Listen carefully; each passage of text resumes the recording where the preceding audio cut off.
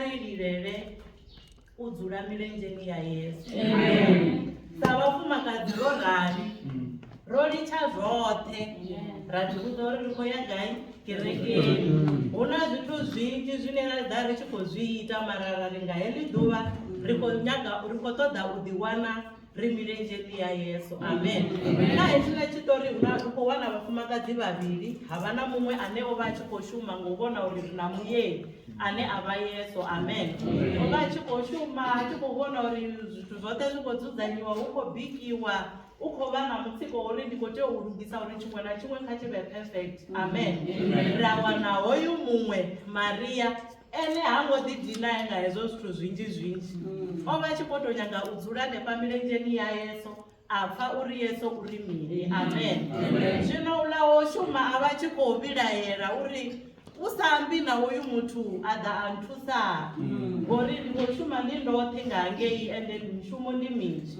Yesu a mu fhindula a ri mini, ri kha ḓi zwi humbula. O fhindula a ri ni khou vhilaela nga zwithu zwinzhi zwinzhi, ni khou ḓi dina nga zwithu zwinzhi, ni khou vhilaela nga zwithu zwinzhi zwinzhi zwinzhi. Ende tshithu tshine ri tea u vha ri tshi khou lilela tshone ndi u dzula milenzheni ya Yesu. A sumbedzisa uri hoyu o ḓaho a dzula milenzheni ya Yesu a vha a na dzangalelo ḽa u pfa uri murena uri mini.